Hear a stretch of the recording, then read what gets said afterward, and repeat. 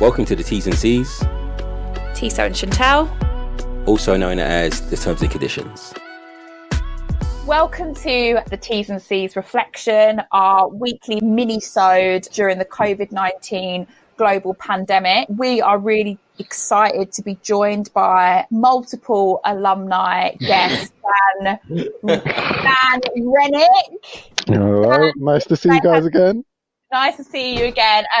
We love bringing Dan on the podcast because his race and class analysis is always so on point. He really helps us, me personally, and T, sort of come to terms with political moments when we're feeling a bit sort of at despair. So it's always really good to have a voice like Dan's on the podcast. Just for reference, we are recording a week and a bit before this podcast has been released. So it is actually the 3rd of June today.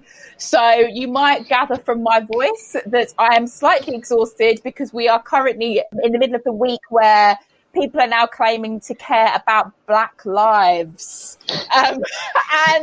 But before we get into anything like that, we're going to sort of start from, and if you haven't listened to it before, the last episode of our general election reflection, episode 7, we did with Dan at the end of last year. And Dan basically helped us come to terms with and frame through a very, very articulate and important race and class analysis of why Jeremy Corbyn and the Labour Party had lost the general election in 2019. So we're going to start from that point, thinking about what was happening at the end of the year and what we sort of concluded was the failures of the left, and then build into the politics of this global pandemic. And it might seem like a bit of a stretch, but they are very much linked in our eyes, to be honest. Well, we lost, didn't it? We lost. We had such a resounding defeat that nobody had any real optimism for the future, and we had to just prepare for 4 years of Boris. 5 years, fixed time parliament, sorry. 5 years of a Conservative majority of 80, right? And we saw no real hope. And then COVID came, innit?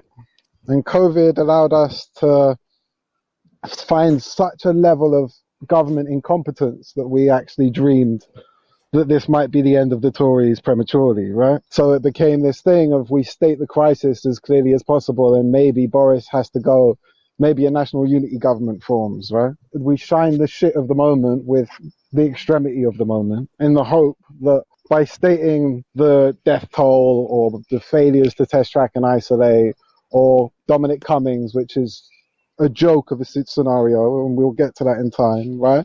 We hope that through riding these things, we would be able to expedite Tory reign and bring to a close this chapter of our history and reintroduce some hope into our politics. And on almost every one of these fronts, a cynical, simplistic leftism has taken the place of meaningful analysis, right? To the point that we are now in a very, very dangerous place because like the long-term outcome from the decisions that I see being made right now and the hysterical tone that they've taken mean that the far right are going to feed on the carcass of this moment, right? And the leftists who have found themselves very happy to say 60,000 dead from COVID alone, right, are going to be shown when the studies are done and when we actually understand how many people have died from cancers or a lack of treatment or a fundamental shift of NHS services and have died as a consequence of our mitigation strategy, which goes into our excess death at the moment, right? Mm-hmm. That everyone who spoke in such a shrill tone is going to look like hyperbolic, hysteric, hypochondriac pricks who tried to state a moment of crisis more than it was. And you guys know I come from an analysis of Grenfell. This isn't new to me, man. Right? There's a politics of survivors and there's a politics of victimhood, right? There's a politics of saying that the death toll in Grenfell was 500, thinking that if you inflate a death toll, you bring down a government, as if the numbers count, as if the callous indifference of our state can all of a sudden be overcome just by the power of the negation itself, without any work, right? Without any organizational work, with any ideology. It's just, look how bad this situation is, right? And it's just a word of advice to the leftist commentators and the Twitterati, right? If you're saying the same thing and just switching a few reference and the syntax of your sentence for 2 months, generally you've started to say the wrong thing, right? Generally you've started to say the wrong thing. We look at remittances down by 20%. right? We're looking at already an economic crash in certain parts of the world, which people are saying is going to come after the COVID, right? But when countries are completely reliant upon migrant workers sending money back home, and that money no longer comes because people can't work, then people are starving. You have the UN warning of biblical famines, and there's people praising the continued closure of schools as if it's the revolution, right?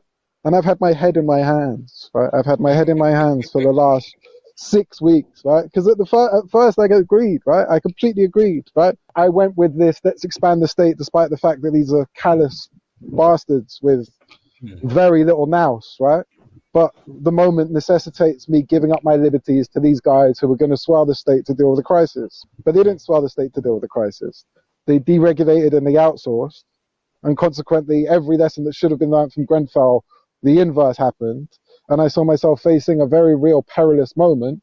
And what did I have for my side? I had a left that were going, what do you mean? COVID, COVID, COVID, as if you just can continue to hysterically and shrilly state the moment and then forego any meaningful criticality to be able to guard us against this app, for example, right? Your position on this is that we've fallen behind in recognising the structural consequences of completely locking down everything all the time. It's not that you're saying that lockdown itself is bad, it's that we're not having a useful and practical analysis of what this actually means in the long term for marginalised people. If we think about what lockdown was for, right? Lockdown was sold to us and we all became, and I was an advocate for it, and you can read my pieces, right? Yeah. I've got a Medium thing, you can see it, Dan Renwick, on Medium. You can read where I'm going, right? And I wrote a piece called Leviathan in which I state a Hobbesian argument for why we have the lockdown, right?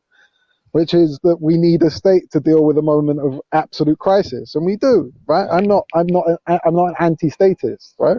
I do believe in the necessity of a state. And in that moment, I definitely believed and gave up my consent. But my consent was predicated on the NHS being overwhelmed and mass death through overwhelmed services. It was not to establish a tech security state above my head. Yeah? And I'm very, very careful about mission creep, right? So, okay, we did this to stop the NHS from being overwhelmed, right? I don't want, I read Thomas Payo's stuff, but if you read his dancing lessons, and I mean, this is his language, the hammer and the dance, right? If you read his piece, Learning How to Dance, bro, yeah? Taiwan, if I turn my phone off, private security come to my house within 45 minutes. Do I want that scenario in this country? Do I fuck, right? And if anybody tries to tell me that that's my moral duty at this moment in time, they want to make sure that they keep it a social distance. Dan, this is what I'm trying to say. This is what I'm trying to say. The left have failed to have that critique of how capitalism is reorganizing itself, how things are being reorganized, and we have no ideological answer for this. So, like you said, they responded to the crisis. Literally, it's very superficial, but not looking how things are moving, how the app's being made. So the choices were between Google and Apple or the state.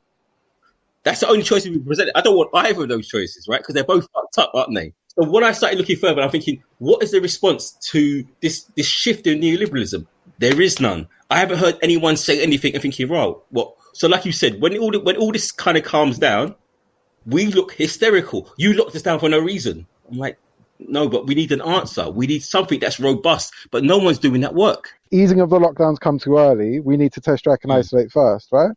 But I mean, Ceasefire put out a great piece yesterday saying why it's your civic duty to not download the official app, right?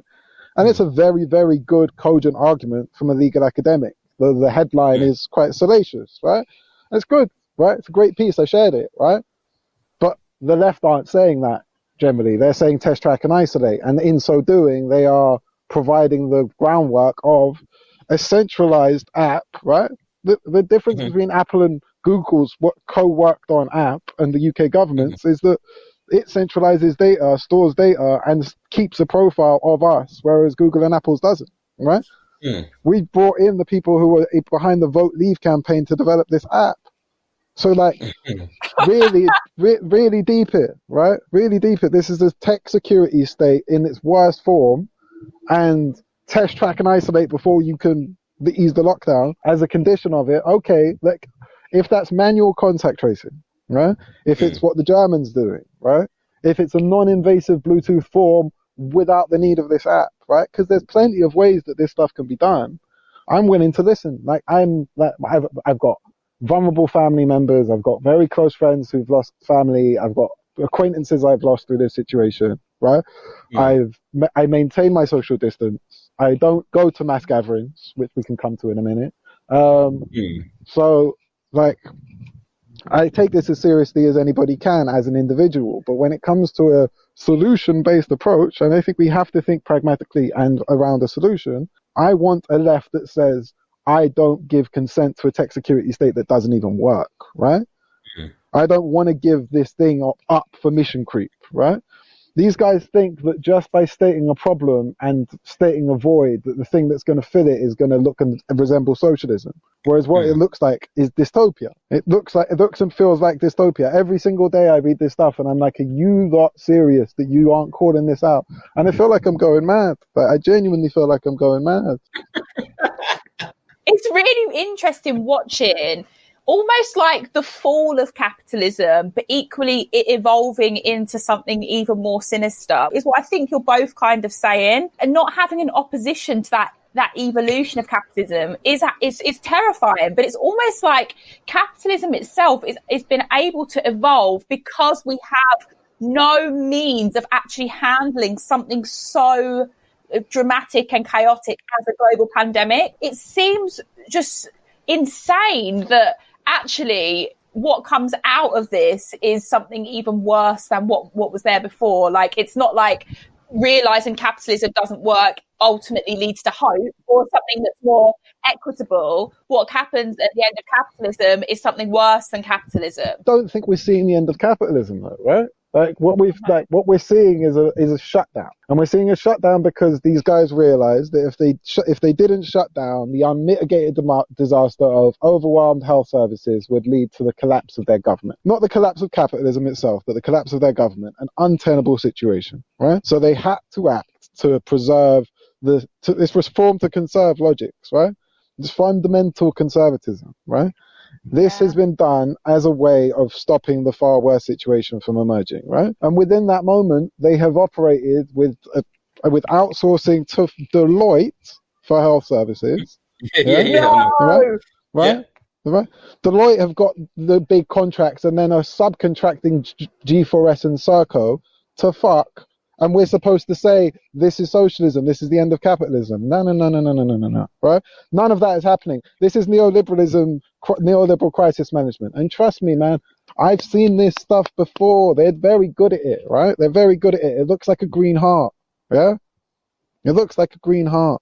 It looks like forever in our hearts. It looks like talking about loss without talking about rage. It looks about talking about tragedy and not crime, right? It's respectability, isn't it? Yeah.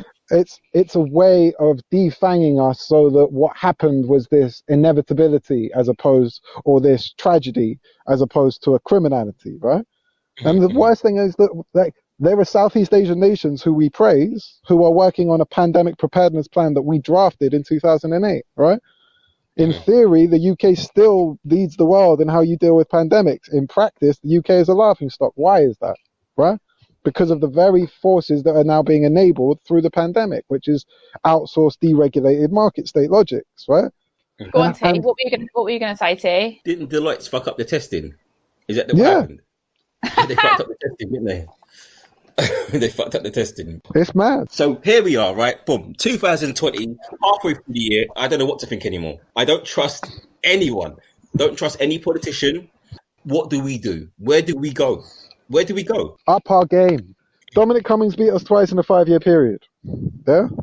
He beat us with vote leave and then he won for Boris, right? And what do? We try and disqualify him through misdemeanor.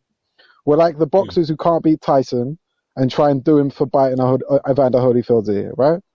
Like, seriously, that's what it is. Like, state what he did. And I'll be honest, right? If I work for Boris Johnson and Boris Johnson has just gone into hospital, whether we believe that whole thing or not, and I do think that there's worth in questioning how serious Boris's condition was, but let's go with the official narrative, right?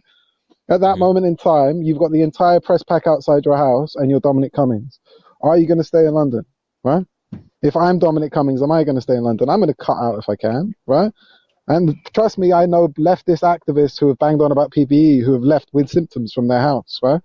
I know that many of these guys would have gone out and are posting with incredulity that they can't have sex with another household. What do you think social distancing means? Yeah. So I know that these misdemeanors are there for the vast majority of our society. And I don't think we can invalidate Dominic Cummings. And I think the whole Cummings fiasco is an embarrassment for our movement, right? I think we've stopped trying to actually understand, process, come up with solutions. We've just hysterically stated problems in the hope that saying it again and again and again will make something happen. Do you know what? I hear you there, because actually on reflection, even though I was so raging about the Cummins thing, just because he's got one of the most important jobs in the country and he's seen breaking the rules, and they've been going on and on and on about everyone about sticking to the rules. So on a more personal, emotional level, whatever, I was like, fuck him. However, listening to what you're saying now, Dan, it is interesting how actually thinking about our tactics in that, we haven't learned from the past in terms of how we actually bring down these people. It's not by condemning them. They thrive when we prove that they've done something wrong. It makes them more popular. They thrive off it. Dominic Cummings, the person who said herd immunity, if a few elderly people die, so be it. Yeah. Or Dominic Cummings, who helped draft the rules of the lockdown, right? Because they're not the same person, are they? Right? Either he's an advocate of the lockdown, which nobody said he was, yeah, prior to him committing the misdemeanor. And then after committing the misdemeanor, it became the man behind the lockdown. Well, he was never the man behind the lockdown, right?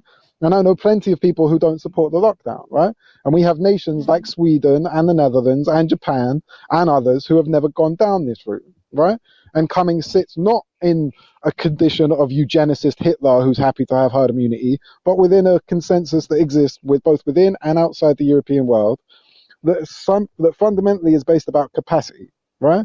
The fundamental problem with herd immunity in this country as it was approached in the early days was that we had, through austerity and privatization, destroyed the capacities of the NHS to be able to take it on the chin, right?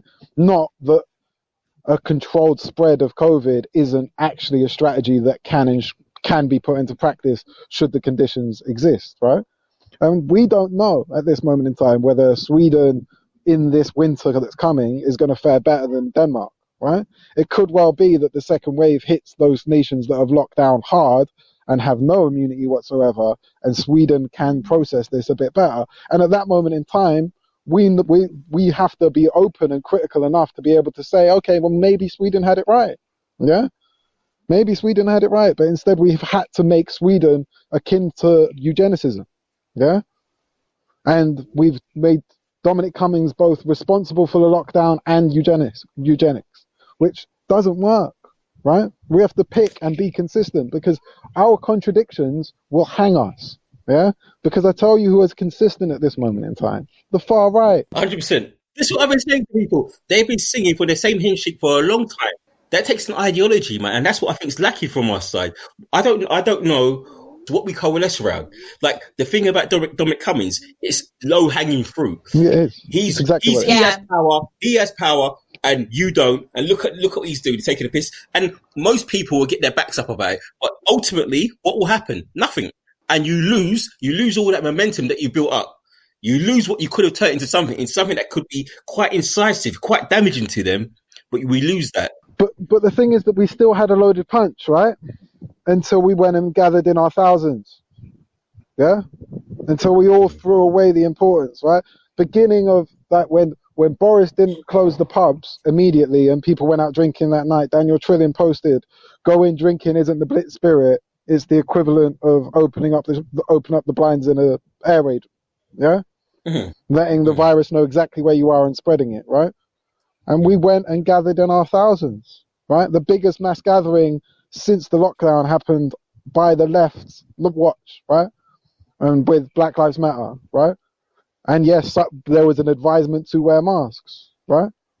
But fundamentally, what are we saying, man? We haven't got consistency, have we? And it is going to be so taking us back even to December 2019 or autumn 2019 or even fucking 2017. We're so scattered we're so But if we're you, so divided if we've on the spent left. if we've spent weeks saying Dominic Cummings driving to Durham put us all at risk, we really shouldn't be gathering in groups of thousands. We shouldn't, right? We just shouldn't, right? Parks and open air spaces are safe so long as we're not packed around with people, right? And people say, oh yeah, but there's been this lax lockdown, there's been this, there's been that. That's why we're on the verge of a second wave. That's why the R number's not falling, right? But then we gather like we did in those numbers, yeah? And we lose the legitimacy of our argument. We know that COVID-19 and the government's approach to it is we have the basis of a case of state crime, of gross criminal negligence, yeah? In exactly the same way that we did with Hillsborough, and exactly the same way we did with Grenfell, in exactly the same way we did with Alpha Piper, and exactly the same way we did with Aberfan, and this is at a higher level, yeah? And the temporality and the space and time, and it's there to be debated, but trust me, people know this. And to build our case, we need to be able to say that it's the government who hold that responsibility. I literally looked at the images coming out of Saturday's demo, and I could see Paul Joseph Watson in my head, yeah? I could hear him going, okay, so the Bain report says that black and brown people are more likely to die as a consequence. I wonder why that is, and cutting to Trafalgar Square. And we should not give the far right that ammunition, yeah?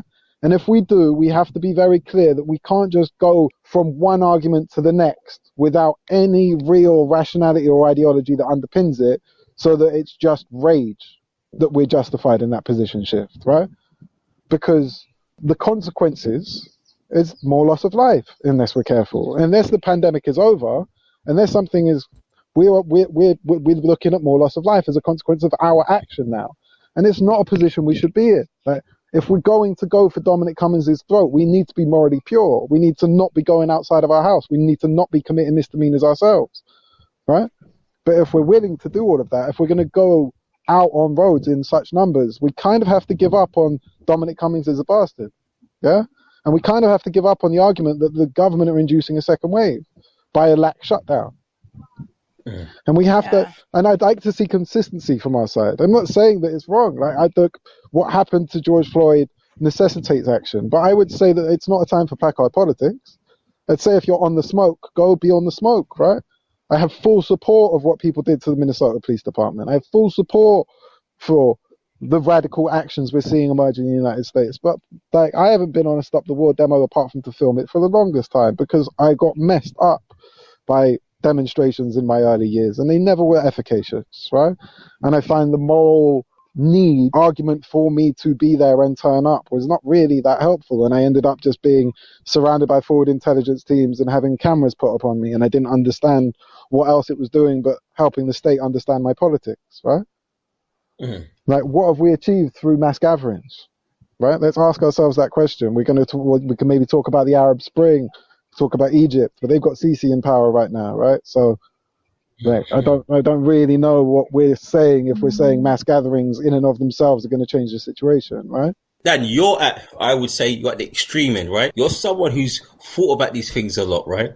Mass gatherings is how people think, how you show your feelings in a democracy, how you show you're upset about an issue. It's been told to you in the narrative that mass gatherings equal change. Now, if you study historical record in any detail, it doesn't actually equal that, but that's the narrative that most people are sold, and that's how they feel. I understand that, but the idea of trying to have that kind of purity in how you carry their daily lives, that's not going to happen. No, and I agree. The far right did that as well. So the far right knew that there's a bunch of skinheads jumping around and Ku Klux Klan members, and they're fucking arseholes. And for a long time, they tried to get them to wear suits and play the game, but they were never going to play the game. But what they were smart at and what they were very good at, generating a solidarity that linked all these groups, that allowed them to be individuals, allowed them to be fuck-ups, but we sing from the same page on this one particular issue. So I think it's about being incisive on that one issue, be it Dominic Cummings, be it whatever it is, be incisive and precise about the image. And we can have a solidarity around that. But there's always going to be members of our broad church that are fuckwits, man, that are just all over the place. Do you know what I mean? Within that, I mean, I will never say that people shouldn't gather for George Floyd in American cities. And I'm not saying that acts of solidarity shouldn't cross the pond. They absolutely should. And I think it's a beautiful display of meaningful solidarity when done right. But I find it very hard for somebody, because I've argued that we need to ease the lockdown, right? I've argued we need to ease the lockdown because this is a time-specific good. Yeah, we introduced the lockdown so the NHS would not be overwhelmed, but as a consequence of the lockdown, we have 2,000 cases of cancer being undetected per week. Right? We have people have had their chemo stopped. People have had chemo. People have had chemo stopped. Children are in abusive houses with alcoholic parents. Women are in houses with abusive partners. Like mental. As somebody who suffers with mental health problems myself, the lockdown isn't helping me. Right. The ability to sit at a table with a knife and fork is something that now feels like a luxury because I simply can't do it in my yard at this moment in time. Right. So I need this shit lifted, especially because I don't see a solution coming for the winter, right? So I think we need a summer, right? For our own mental health, we need some level of release. So I've pushed for that for a long time. And from certain sections of the left, whenever I raised these things, I was shouted down and told I was wrong, right? And those very same people don't say a word of criticality when we have this mass gathering, right? And so for me, there is this fundamental inconsistency here, right?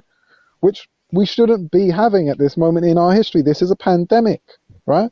That is adversely impacting working class black and brown lives. Those who are frontline workers, those who are in overcrowded housing, right? And I mean, there's a section of that protest who came to North Kent and went to Grenfell Tower in hundreds, yeah? Like, we should not go anywhere near overcrowded housing. If we're going to go and do an act like that, we have to be smart enough to do it like they did today in Hyde Park, in big open spaces, and not trail off to go anywhere close to people who are shielded, to close to communities where there were at-risk individuals, because this is still a pandemic, right? Like, and we can and should think two thoughts in our head at the same time. We have the capacity. Yeah, got too much binary thinking on the left. I feel like that's a good point. It's scary. It's a scary moment because all of our mistakes are written in the internet's permanent ink, right? And they can and will be used against us, right?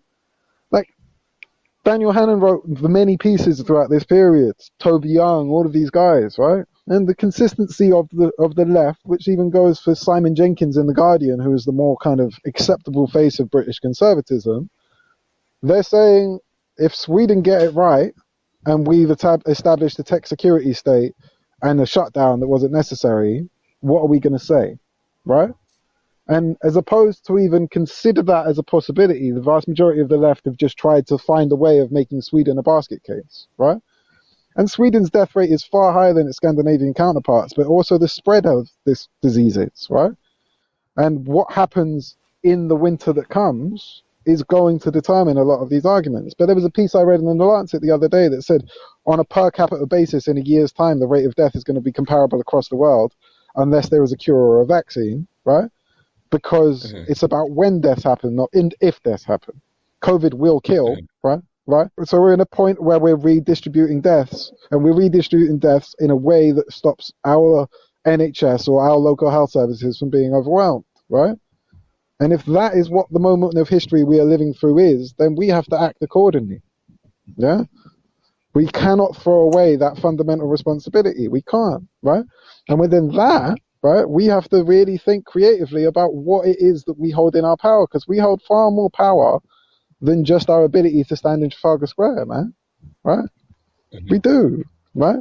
Like, as a movement, and like, there are things that can be done. There's discussion of boycotts, right? There's loads of stuff I see emerge that I'm like, yeah, there's creative and interesting ways, right? Or you can have a form of protest where you don't break protocol, right? Or where you're militant within it and you break off into little six-person cells and go all over and do bear actions at the same time, right?